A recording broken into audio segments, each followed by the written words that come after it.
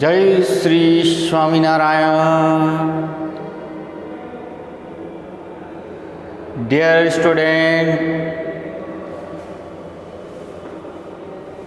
we continue chapter number 18, price, rise and consumer awareness.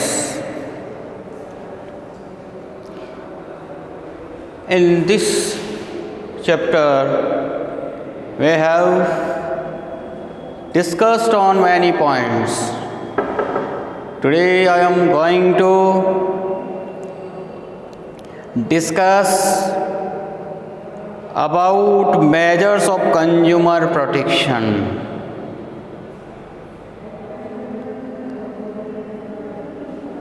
Dear student, आज हम लोग measures of consumer protection पढ़ने जा रहे हैं। मेजर्स क्या मापदंड किए, यहाँ मेजर्स का मतलब कौन कौन से स्टेप्स लिए हैं, कंज्यूमर प्रोटेक्शन के लिए कौन कौन से स्टेप्स लिए हैं जिनके बारे में हम लोग डिस्कस करने जा रहे हैं। तो देखो यहाँ कंज्यूमर प्रोटेक्शन के लिए फर्स्ट नंबर का जो पॉइंट है वो है 3 ट्रायर। पॉइंट नंबर 2 है कंज्यूमर सोसाइटी।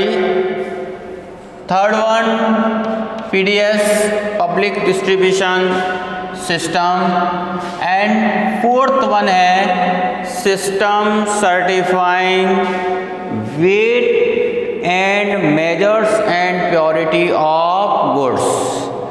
कंज्यूमर के प्रोटेक्शंस के लिए जो उपाय या मेजर्स किए गए हैं उनमें से 4 मेजर पॉइंट है। पहले इन पॉइंट्स को ध्यान में रखें। 4 तरीके से यहाँ मेजर स्टेप्स लिए गए हैं। पहला 3 tier, consumer society, public distribution system, system certifying weights and measures and purity of goods. अब सबसे पहले हम इस पॉइंट के बारे में पढ़ने जा रहे हैं कि देखिए 3 ट्रायर का मतलब है ट्रिबिलियन कोड्स। 3 tier tribunal codes. देखो 3 तरह की सुरक्षा, कंज्यूमर की सुरक्षा के लिए 3 तरह की कोड्स बनाई गई। District forum, state commission, national commission. वापस से ध्यान रखना, इस 3 ट्रायर के अंदर 3 ट्रायर जो था आपका 3 डिस्ट्रिक्ट फॉर्म्स, स्टेट कमीशन और नेशनल कमीशन। अब ये यहाँ डिस्ट्रिक्ट के आधार पर नहीं है, यहाँ टिल 20 लाख तक का यदि आपका जुर्माना है, आपको मतलब कंपेंसेशन की मांग की है, तो आपको डिस्ट्रिक्ट कोर्ट, आपका जो 20 लाख तक किससे रिलेटेड अगर केस है तो you have to go to the district forum. If you have more than 20 lakh to 1 crore, 20 lakh से लगा करके 1 करोड़ तक का जो है आप स्टेट कमीशन में, और नेशनल कमीशन के अंदर है आपका मोर देन 1 करोड़, 1 करोड़ से ऊपर तक की राशि। तो अब सबसे पहले हम इस पॉइंट के ऊपर डिस्कस करने जा रहे हैं। फिर यहाँ कंज्यूमर सोसाइटीज़ बनाई गई हैं, उसके अंदर PDS system, fair price of system है, और उसमें सर्टिफाई करने के लिए जितना आज लोग हम पढ़ सकते हैं। तो देखिए फर्स्ट में हम लोग डिस्कस कर रहे हैं यहाँ पे 3 tier tribunal codes. First point, under national consumer protection act, under national consumer protection act 1986 के अंदर central consumer protection council, central consumer protection council, उसका दूसरा नाम है national consumer commission, was set up. यहाँ सबसे पहला क्या कर दिया गया है, इस 1986 नेशनल कंज्यूमर प्रोटेक्शन एक्ट 1986 के अंतर्गत कंज्यूमर की सुरक्षा के लिए सबसे पहले जो एस्टेब्लिशमेंट किया गया है वो under central consumer protection council. याद रखने की बात ध्यान दें, central consumer protection council national consumer commission के नाम से has been set up. Similarly the state consumer forum has been set up at the state level. इसी को ध्यान में रखते हुए स्टेट गवर्नमेंट ने स्टेट लेवल के ऊपर state consumer forum has been set up. Under this commission laws of consumer protection are frame. अब इसके अंतर्गत कंज्यूमर के जो लॉ हैं उसे कंस्ट्रक्ट किए गए हैं, फ्रेम किए गए हैं। National consumer dispute the commission has created structure of 3 tyre. अब देखो यहाँ केस को समाधान के लिए यहाँ तीन तरह के स्ट्रक्चर प्रिपेयर किए गए। डिस्ट्रिक्ट फोरम, स्टेट कमीशन और इसके बाद में नेशनल कमीशन। अब हम यहाँ जो पढ़ने जा रहे हैं उसमें डिस्ट्रिक्ट फोरम के बारे में पढ़ रहे हैं। तो देखिए ध्यान दें, district forum generally there is 1 court in every district. सामान्यतः सभी जिलों में एक कोर्ट होती है, हर जिले में एक कोर्ट होती है which is very important court, और वो सबसे महत्वपूर्ण कोर्ट होती है। It studies the complaints of consumer and gives compensation to the consumer against loss. It studies, ये किसी स्टडी करती है the complaints of consumer, consumer के कंप्लेन की बात। गिव्स कंपेंसेशन, कंपेंसेशन है ना, मतलब जिसको उसकी क्षति हुई है, जो अपना हर्जाना चाहता है। कितना हर्जाना? जिसका हर्जाने की राशि जैसा आपको बताया 20 लाख तक यदि हर्जाने की राशि की आप मांग करते हैं तो उसमें आपको डिस्ट्रिक्ट कोर्ट में जाना होता है। अप्रोक्सीमेटली अभी तक 571 consumer district forum are working in our country. हमारे कंट्री के अंदर 571 consumer district forum are working, है ना। हमारे देश के अंदर अभी तो 571 है ना, 571 कंज्यूमर डिस्ट्रिक्ट फोरम है। This courts presently claims the compensation up to, ये जो कोर्ट है वो उनका कंपेंसेशन जो आपका हर्जाना है वो 20 लाख तक फाइल आफ्टर पेइंग डिसाइडेड फी, एक डिसाइडेड फी पे करने के पश्चात 20 आप लोग कंप्लेन कर सकते हैं, फाइल रख सकते हैं। If the petitioner is not satisfied with the decision of district forum, मान लो आप का जो भी व्यक्ति है पिटीशन करता है वो डिस्ट्रिक्ट फोरम्स के डिसीजन से संतुष्ट नहीं हो तो ही में file complaint in the state commission.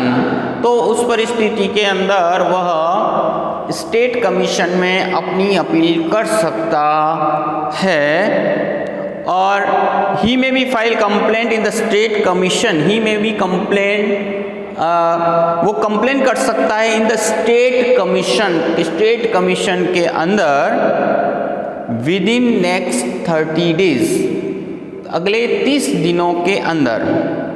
But before he has to pay either 50% amount of compensation claim और 25,000 विच एवर इज लेस, या फिर उसे 50% अमाउंट कंपेंसेशन के रूप में उसे देना होता है क्लेम्स के रूप में, या 25,000 विच एवर जो भी इसमें कम होते हैं।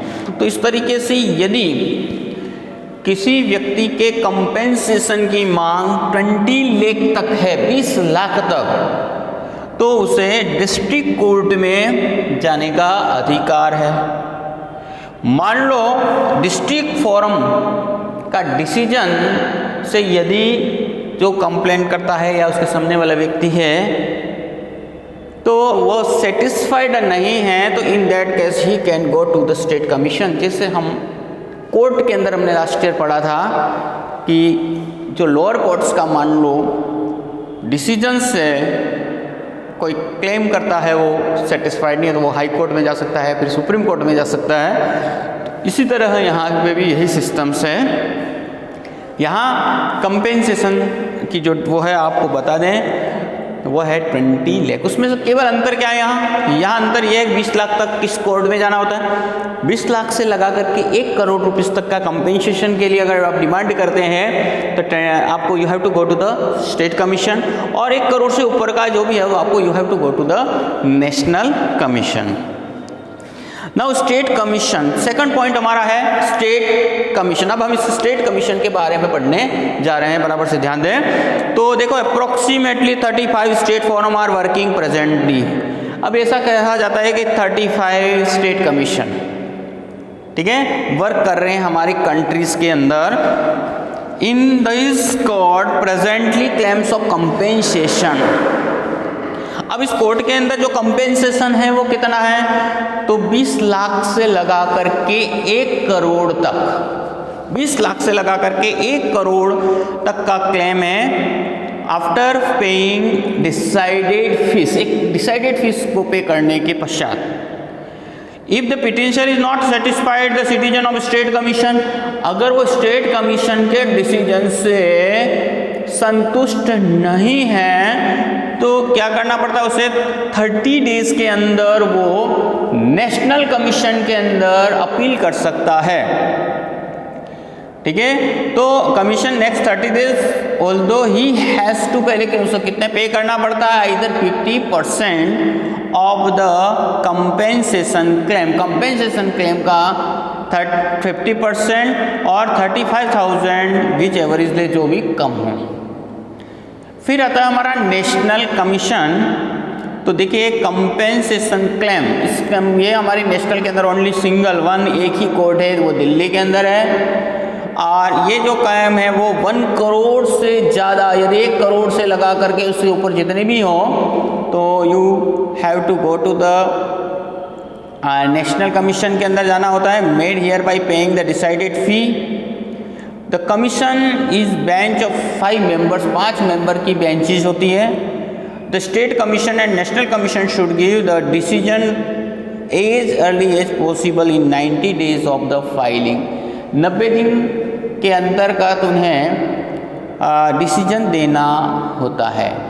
और यदि कोई व्यक्ति अब नेशनल कमीशन से सेटिस्फाइड ना हो तो, है ना, जैसे हमारा डिस्ट्रिक्ट फोरम से नहीं था तो हम स्टेट कमीशन में अपील करते हैं। स्टेट कमीशन का अगर मान लो कोई डिसीजन है और वो सफल, हमें संतुष्ट नहीं है तो हम लोग नेशनल कमीशन में जाते हैं।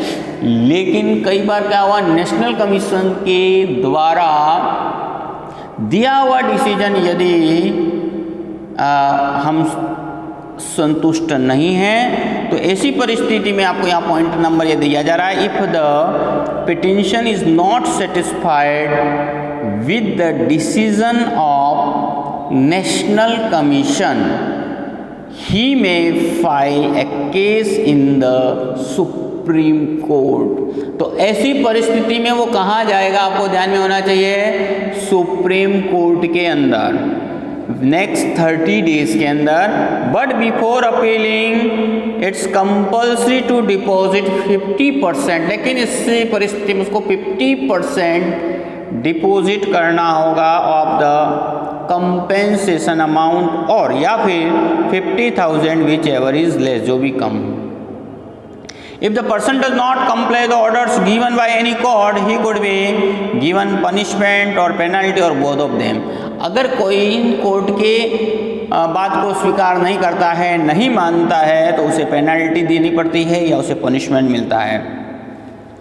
पॉवर्टी बिलो लाइन, है ना, जो PPL लोग हैं, सीनियर सिटीजन है, handicaps are exempted the paying of fee under the certain condition, कुछ कंडीशन में उनकी फीस माफ़ की जा सकती है। They are also provided service, उन्हें सर्विस प्रोवाइड की जाती है district free legal service guidance के माध्यम से।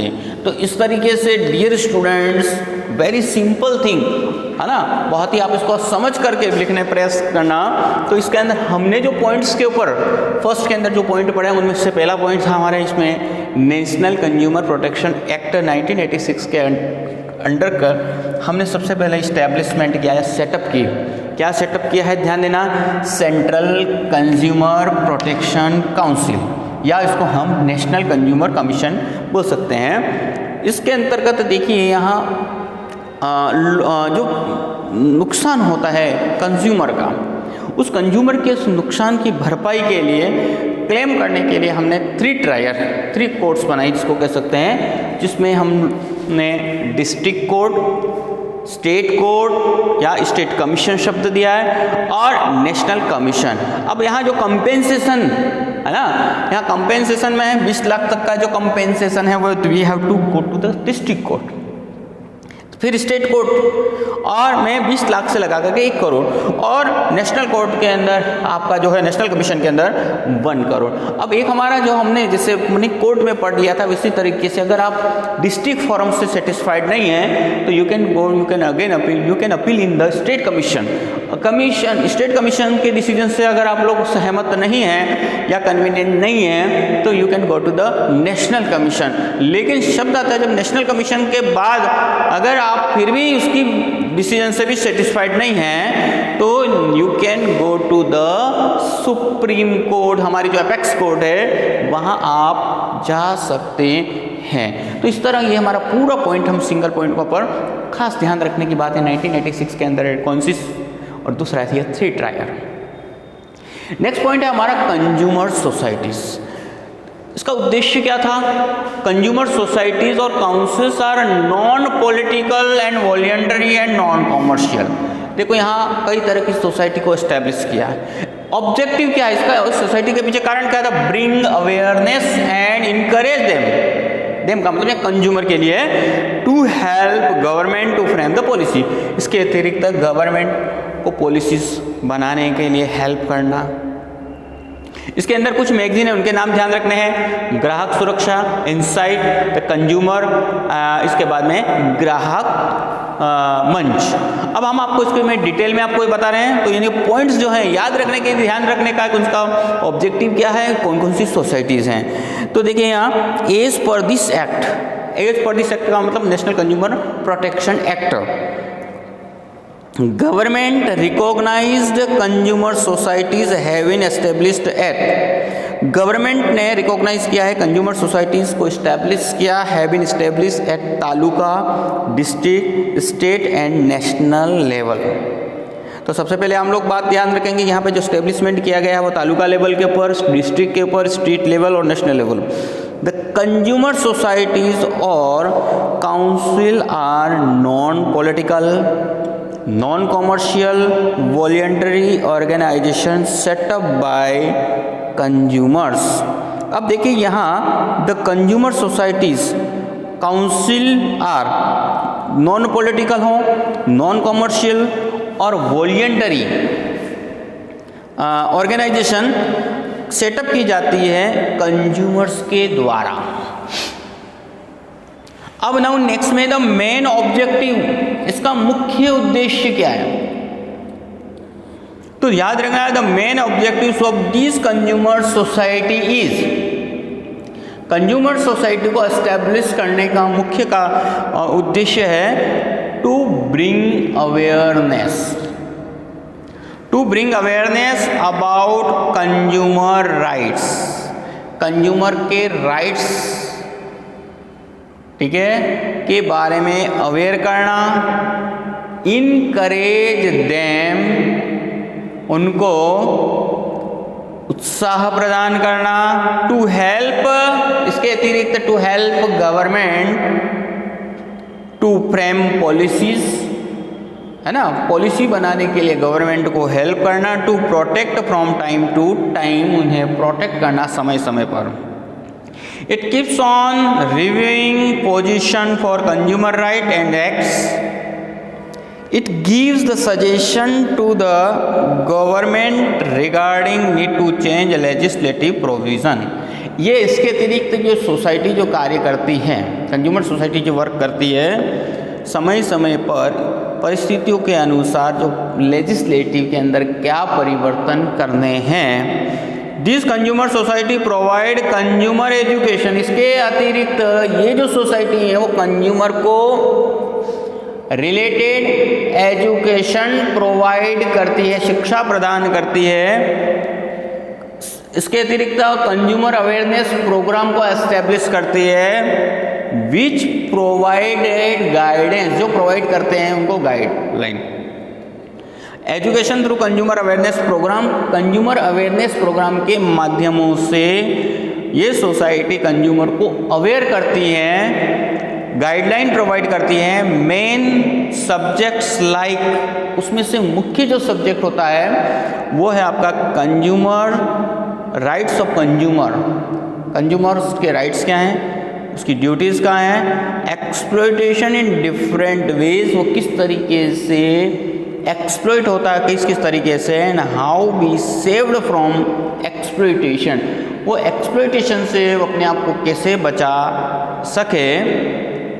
ये सभी तरह की जानकारी कंज्यूमर सोसाइटीज़ के द्वारा दी जाती है। वापस से आपको बताऊं, ये नॉन एनजीओज होते हैं, नॉन गवर्नमेंट ऑर्गेनाइजेशंस होती हैं, ध्यान दें, वॉलंटरीज होती हैं, नॉन पॉलिटिकल होती हैं। अब देखो यहाँ पे कुछ the consumer society and organization publish, ये कंज्यूमर सोसाइटी जो हैं उन्होंने कुछ बुक्स के हैं, जो मैगजीन्स हैं, नाम हैं, ध्यान रखना, ग्राहक सुरक्षा, इनसाइट, द कंज्यूमर, ग्राहक मंच। तो the consumer societies of organisation publish monthly, bi monthly magazine and periodicals like, कौन कौन से हैं पेरियोडिकल्स, ये कौन कौन सी है ध्यान रखना, उसमें ग्राहक है, सुरक्षा, ग्राहक सुरक्षा, इनसाइट, द कंज्यूमर, ग्राहक मंच, and try to bring awareness. देखो ये जो मैगजीन्स हैं वो अवेयरनेस लाने में हेल्पफुल होती है। They are helpful in emulations to complaints of consumer, consumer की कंप्लेंट कैसे करें, ये सभी और जानकारियाँ भी प्रोवाइड करती हैं। नेक्स्ट में आपका फोर्थ पॉइंट जो है, third point, public distribution system. Public distribution system के अंदर गवर्नमेंट ने provided in fixed quantity at subsidize rate, subsidies rate के ऊपर, कम रेट के ऊपर एक उपयुक्त मात्रा में, फिक्स मात्रा में जो आवश्यक इसेंशियल थिंग्स हैं उन्हें प्रोवाइड करना, जो पुअर लोग हैं, एट रेगुलर इंटरवल, एक समय समय की अवधि पर। इसके लिए हमारी गवर्नमेंट ने फेयर प्राइस शॉप, हर आप लगभग हर पंचायत में या हर गांव में आप देखते हैं कि आपको फेयर प्राइस शॉप, कंट्रोल की दुकानें आपको मिलेगी, जिसके अंतर्गत जो गरीब परिवार के लोग हैं उन्हें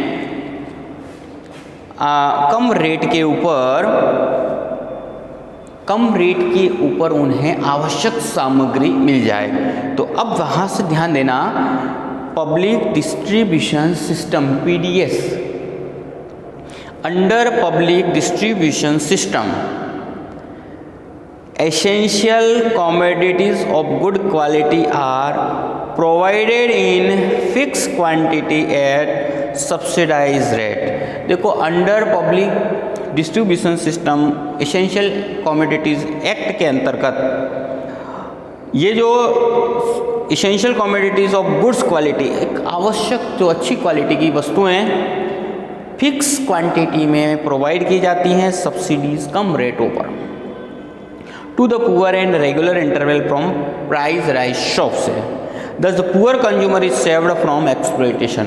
अब इससे बेनिफिट क्या होगा कि ये जो पुअर गरीब जो लोग होंगे वे लोग एक्सप्लॉइट नहीं होंगे in open market from they have purchase good at high rate. उन्हें हाई रेट के ऊपर खुले मार्केट के अंदर उन्हें खरीद नहीं पड़ेगी। Low quality less weight public distribution system control करप द प्रैक्टिस ऑफ ट्रेडर। तो इस तरीके से देखो पब्लिक डिस्ट्रीब्यूशन सिस्टम का मुख्य उद्देश्य क्या है, क्या करते हैं, किस तरह वर्क करते हैं, वो आपको बताएं। लास्ट जो इसका पॉइंट है मेजर्स के अंदर, systematic system certifying weights and measures and purity of goods. अब देखिए हमारे देश के अंदर ऐसी कई ऑर्गेनाइजेशन, कई इंस्टीट्यूशन इस्टेब्लिश की हैं जो सर्टिफाई करती हैं, वस्तु को सर्टिफाई करती हैं कि जो लिखा हुआ है वो सही है या गलत है। अब पैक्ड आइटम के ऊपर आप देखते हैं ISI का मार्क होता है, एग मार्क होते हैं, वुलन मार्क होता है, अब ये BIS का मार्क होता है। ये सभी क्या करते हैं कि सर्टिफाई करते हैं, है ना। ये जो इंस्टीट्यूशन है वो सर्टिफाइड करते हैं, समय समय पर इसका चेक करते हैं weight and measure and purity of goods, कि वो जो वस्तु जिसके ऊपर जो लिखा हुआ सही है या नहीं है और फेयर प्राइस है या नहीं। इसमें से देखिए कौन कौन सी जो वर्क कर रही हैं, ISI है, ठीक है, Agmark, DMI, FPO, MPO, HACCP और ECO। अब इनके बारे में हम लोग यहाँ स्टडी करेंगे। तो आप सबसे पहले हम लोग यहाँ कौन कौन सी इंस्टीट्यूशन यहाँ पे वो कर रखी है, तो देखिए यहाँ for health and safety of consumer की हेल्थ और सेफ्टी के लिए government had setup many legal institute. Government ने क्या किया है, कई तरह की इंस्टीट्यूशन को सेटअप किया है which perform the task of checking, जिसका मुख्य कार्य क्या है, क्या काम करती है, to task of checking the quality and quantity. इस जो भी हमारी यहाँ ऑर्गेनाइजेशन इस्टेब्लिश की है, इंस्टीट्यूशन इस्टेब्लिश की है, उसका मुख्य उद्देश्य क्या है, to certify quality and quantity of goods, quality and quantity को चेक करना, ठीक है, उसको सर्टिफाई करना आर दे राइट और रॉन्ग, वो सही हैं या गलत हैं। तो देखिए वापस से ध्यान रखना, वापस से मैं लाइन को बोल रहा हूं, for health and safety of consumer, for health and safety of consumer government has set up many legal institution. Government ने कई लीगल इंस्टीट्यूशन को सेटअप किया, लीगल इंस्टीट्यूशन को सेटअप किया है। वो देखो नाम उनके ISI है, एगमार्क है, DMI, PPO, MPO है, FPO sorry MPO, HACCP, ECO। अब ये इनका वर्क क्या, परफॉर्म द टास्क, वापस इस लाइन के ऊपर ध्यान, perform the task of checking of quality. क्या चेक करते हैं वो, quality, quantity and purity of produce goods and certify them, उनको सर्टिफाई करते हैं। अब सबसे पहले इसका ये उद्देश्य आपको पता लगे, अब यहाँ पे government of India establish, government of India ने ISI Indian standard institution in the year 1947 के अंदर इसका एस्टेब्लिश किया है। 1947 के अंदर टू रेगुलेट क्वालिटी को रेगुलेट करने के लिए नाउ सिंस, तब से 1986 it is known as BIS। 1986 से हमको BIS, bureau of Indian standard, the goods with the describe the standard of quality are allowed to use the ISI mark. अब यहाँ क्या होता है, the goods the meet the describe, जिसके ऊपर जो डिस्क्राइब कर रखा है एज अकॉर्डिंग, अगर ये इंस्टीट्यूशन पाती हैं तो उससे ऊपर ISI मार्क लगता है। फिर दूसरा यहाँ एग मार्क है, तो the agriculture product like forest product, horticulture, animal products are given the mark Agmark. अब एग मार्क किसको दिया जाता है, याद रखना, एक तो आपका फॉरेस्ट के प्रोडक्ट्स हों, एग्रीकल्चर के प्रोडक्ट्स हों, हॉर्टिकल्चर और एनिमल प्रोडक्ट्स, जिनको एक मार्क दिया जाए। इट इम्प्लीमेंटेड अंडर, ये जो इसको इम्प्लीमेंट किया गया था एग्रीकल्चर प्रोडक्ट ऑन एक्ट 1937 में। This scheme is run by, ये जो स्कीम रन करती है वो आपका है directorate of marketing and intelligence, DMI के माध्यम से। In the ministry of agriculture, government of India which grants permission to the trader to the Agmark, जो ट्रेड एग मार्क को ट्रेडर करती है। If the consumer has any doubt regarding the quality of mark, जो mark किया और उसके ऊपर quality के ऊपर किसी को अगर कोई डाउट हो तो he can contact the regional office, वो अपने वहाँ के रीजनल ऑफिस BIS वहाँ कंप्लेंट कर सकता है। तो 1 मार्क के लिए जो वर्क करने वाली जो इंस्टीट्यूशन है वो DMI, directed marketing intelligence. Even अब इसके बाद में देखिए गोल्ड ऑर्नामेंट्स के अंदर है ना, गोल्ड ऑर्नामेंट्स के अंदर गिवन BIS मार्क दिया जाता है अलॉन्ग विद द प्योरिटी। अब उसके अंदर जो प्योरिटी के वर्ड हैं देखिए ध्यान दें, प्योरिटी के लिए 916 which means the quality and purity of gold. यहाँ गोल्ड की प्योरिटी को डिसाइड किया जाता है 916 which means generated by the certain parameters, कुछ मापदंडों के आधार पर इसका दीज आर BIS मार्क लगा होता है। गोल्ड नंबर 906 जो डिपिक्ट करता है क्या दर्शाता है 22 कैरेट गोल्ड। इसके ऊपर होल मार्क का लोगो लगता है, is given to the central government which is the hallmark लगाया जाता है। ध्यान दे, J means jewellery manufacturing in 2008 के अंदर जे का मतलब ज्वेलरी मैन्युफैक्चरिंग के लिए। अब इसके बाद में mark of FPO is use to, FPO किसके लिए यूज होता है jam, fruits, juice, squash fruits and vegetable packed in tin, जो टिन के अंदर पैक किए जाते हैं। फिर इसके बाद में यहाँ BIS का है जो allows the textile, chemical, insecticides, products of rubber, cement, electronic gadgets to use ISI mark. Wool mark होता है, it is given to the woollen product के लिए दिया जाता है। फिर इसके बाद में MPO, it is given to meat, mutton and products made from them. HACCP जो है hazard analysis critical control point है ना, it is given to proceed food. ECO जो है it is given shop, detergent, paper, lubricants, oil, packing material, colour, chemical power coating, battery, cosmetic goods use in place of wood, leather, plastic product by ISI presently called BIS।